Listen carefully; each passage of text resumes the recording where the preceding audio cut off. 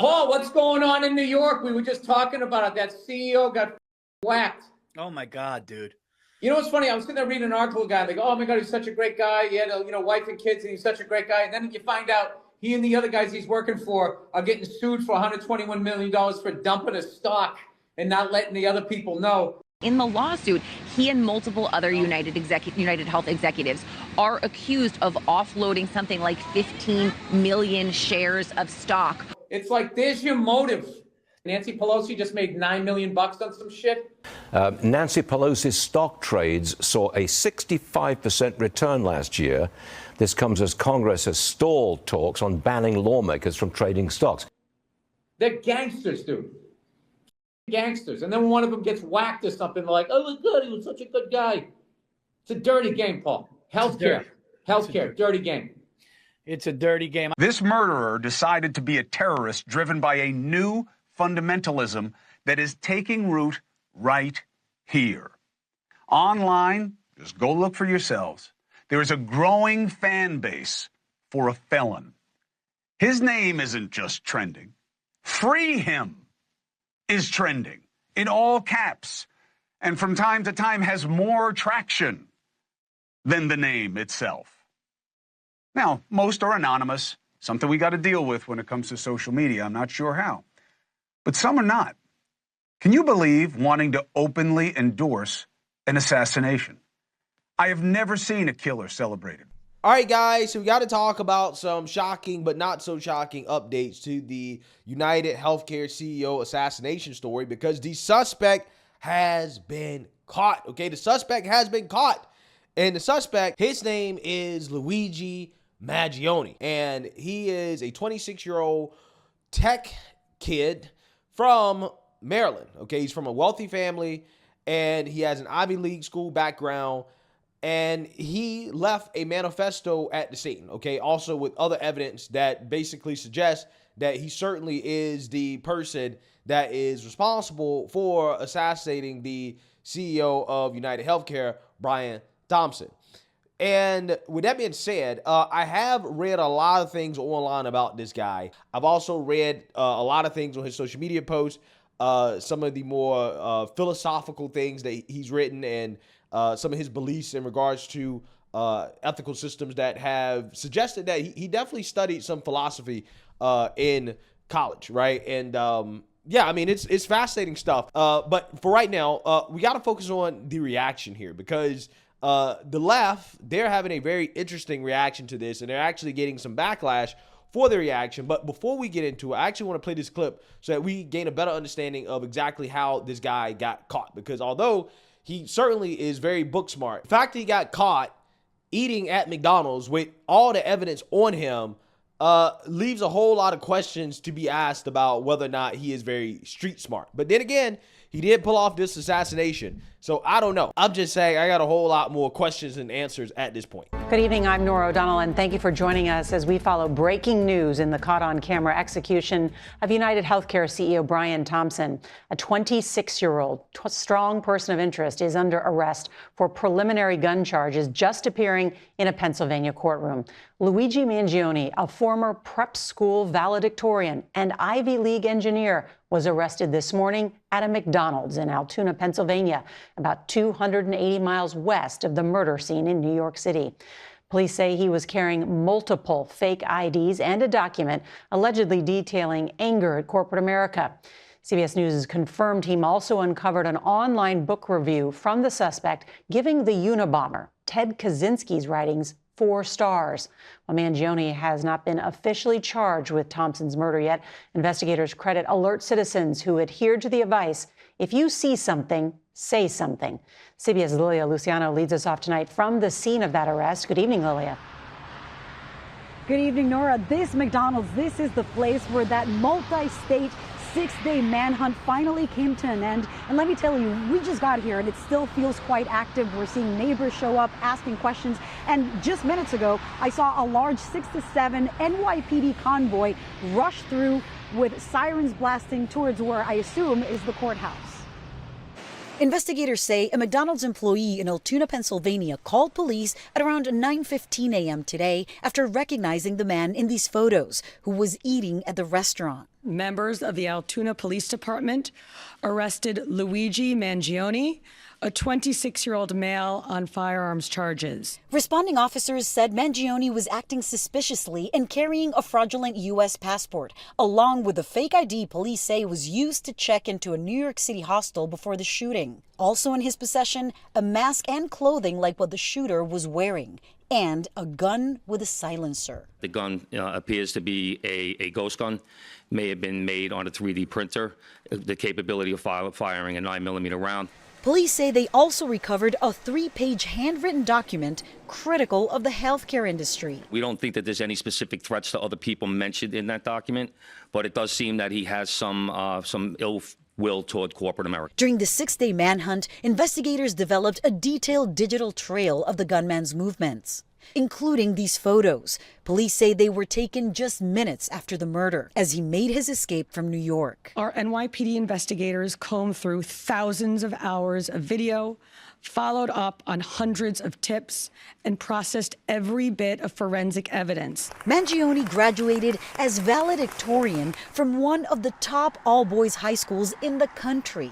I'm honored to be speaking to you all today on behalf of the Gilman class of 2016. Then he attended the University of Pennsylvania, where he joined a fraternity. His social media pages are filled with pictures of travel with family and friends, some of whom posted comments months before the shooting concerned about him. One writing, "Nobody has heard from you in months," and another, "I don't know if you're okay or just in a super isolated place." You know, usually when we see people come out and they commit homicides, it's a growth into it. To start out with homicide and murder, premeditated murder, that's very rare. So police say that he is being arraigned at this hour here in Pennsylvania, but that he will have to be extradited to New York to face those murder charges or whatever the DA decides. Here he's being held on an illegal gun charge. Nora? There are still so many questions about the motive. Lilia, Luciano, thank you so much. Yeah, so you seen that, you heard that. Again, a whole lot more questions and answers at this point. And it seems as if Democrats, the left, they're having a hard time dealing with the fact that liberals are openly celebrating the murder of the CEO. Now, I want to be clear. I really don't think that this is a partisan issue in regards to the backlash against the healthcare system. I think left or right, most people think that the U.S. healthcare system is a scam and that there needs to be serious change. I think what we disagree is in regards to what change, right? But I think both sides agree that, the American people being screwed at the expense of corporate profits. I mean, people are literally dying, okay, because of the lack of healthcare, because of the exorbitant costs that, in my opinion, are unnecessary. I think that if there is some price gouging going on in the U.S. Among corporate America, it's definitely in the healthcare industry, and something must be done about it, right? But again, leftists are the most outspoken about this, to the point where Democrat Josh Shapiro, the governor of Pennsylvania, basically had to speak out about some of the individuals online, again, a lot of leftists, who are essentially celebrating this shooter and the death of this CEO. This case is hinged on attention. In fact, the attention in this case and the killing of Brian Thompson was helpful, no doubt, in allowing us to capture this killer, in alerting that individual at McDonald's this morning, and then having that individual contact police. But some attention in this case, especially online, has been deeply disturbing, as some have looked to celebrate instead of condemning this killer. Brian Thompson was a father to two. He was a husband, and he was a friend to many. And yes, he was the CEO of a health insurance company. In America, we do not kill people in cold blood to resolve policy differences or express a viewpoint. I understand people have real frustration with our healthcare system, and I have worked to address that throughout my career. But I have no tolerance, nor should anyone, for one man using an illegal ghost gun to murder someone because he thinks his opinion matters most. In a civil society, we are all less safe when ideologues engage in vigilante justice. In some dark corners, this killer is being hailed as a hero. Hear me on this. He is no hero. The real hero in this story is the person who called 911 at McDonald's this morning. The real heroes every day in our society are the women and men who put on uniforms like these and go out in our communities to keep us safe. This killer was not a hero. He should not be hailed. Yeah, so clearly Josh Shapiro is talking to those on the far left. And again, I'm not saying people on the right aren't upset about it too. I'm just saying when you look at a vast majority of the people that are openly celebrating, that feel comfortable celebrating the death of this man online, a vast majority of them tend to be leftists. Again, I'm not saying they're not people on the right who, have discontent with the healthcare system, right? But I'm just saying, right? A vast majority of the people that I see openly celebrating on the left, like, for example, you have Taylor Lorenz, who went on Piers Morgan's show and basically said that she felt joy from the assassination of this CEO. And that basically left Piers Morgan stunned by the fact that this woman is openly celebrating an assassination. Take a look. I'm not alone, you said. Healthcare executive down with party balloons was on an X post that you commented on. Why would you be in such a celebratory mood about the execution of another human being? Aren't you supposed to be on the caring, sharing left where, you believe in the sanctity of life? I do believe in the sanctity of life. And I think that's why I felt, along with so many other Americans, joy, unfortunately, because it feels like... Serious? I mean... Joy in a man's execution? Maybe not joy, but certainly not empathy. Because again, we're watching the footage. How can this make you joyful? This guy's a husband, he's a father, and he's being gunned down in the middle of Manhattan. Why does that make you joyful? Thousands of Americans that be murdered. So are the tens of thousands of Americans, innocent Americans, who died because greedy health insurance executives like this one push policies of denying care to the most vulnerable people. And the many millions of Americans that have watched people that I care about suffer and in some cases die because of lack of health care. So should they all be killed then? Should they all be killed, these healthcare executives? Would that make you even more joyful? No, that would not. But why not? And, why are you laughing? I think because it wouldn't fix the system. You seem to find the whole thing hilarious. I find your question funny. A bloke's been murdered in the street. I don't find it funny at all. I don't find it funny that tens of thousands of Americans die every year and because they are denied life-saving health care from people like the CEO. Now, I want to fix the system. You're right. We shouldn't be going around shooting each other with vigilante justice. No. I think that it is a good thing that this murder has led to America, or really the media elites and politicians in this country paying attention to this issue for the first time. You mentioned you couldn't understand why somebody would feel this reaction when they watched a CEO die.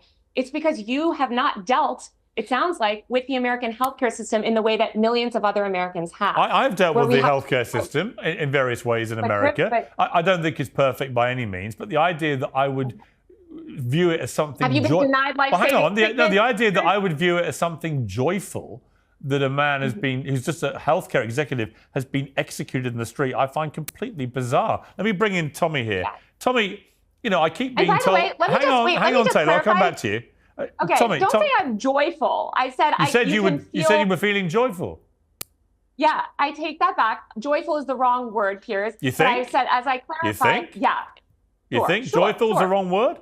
Yeah. Sure. I'd say it is. Vindicated, celebratory, because again, it feels like justice in this system when somebody responsible for the deaths of tens of thousands of Americans suffers the same fate as those tens of thousands of Americans who he murdered or Tommy, whether Taylor wants to retract the word joyful or not, we all heard her say it, and I was just shocked. I mean, I find that kind of response utterly shocking, that someone could be murdered in the middle of Manhattan, who happens to be an executive for a healthcare company, and people think this is something that makes them feel joyful. I mean, are you really that surprised, Piers?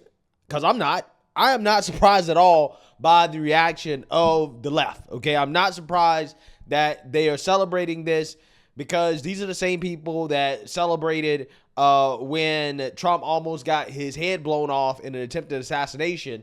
They celebrated the violence and destruction that was happening in this country during the Roe v. Wade riots, the BLM riots, the pro-Palestine riots. I mean, we can clearly see that the left, they love violence, right? And they will use violence in order to make political statements, right? They have no issues with that whatsoever. They're openly celebrating it. And this is what I've been trying to tell people about the radicalization of the left in this country, which is that, again, they're not afraid to use violence, right? And they've shown time and time and time again that in order to get what they want, they will use violence to do it, right? And what you see here, the open celebration of this, is exactly what I'm talking about, right? And this is the result. Now you have, assassinations that are happening against CEOs because of, discontent with the healthcare system. And listen, I think that a lot of the discontent is justified, okay? I really do. And I definitely understand the argument that people are making in regards to losing their relatives and their friends and their family members due to the healthcare system. I get all that. I understand all of that, okay? But at the same time, my whole point is that nobody should be surprised by the reaction on the left, in which a lot of people are just kind of celebrating this, because, again, this is something that's been happening for years now, and people have kind of waved it off and said, oh, well, the real problem that we have to worry about is the radicalization on the right, the right-wingers, okay? And from what I've read about this assassin, everything to me so far suggests this guy is a leftist. Not that it really matters, right? But I'm just saying that, in my opinion, the celebrations are just, again, a manifestation of how comfortable the left has gotten in this country with violence. And that has not been addressed because the media refuses to acknowledge it. They refuse to acknowledge that this exists on the left, and it's only going to get worse and worse and worse unless we actually have a real conversation about how this has now gotten out of control. So let me know what you guys think. Make sure you like, comment, and subscribe. Most importantly, share a Black conservative perspective. Peace.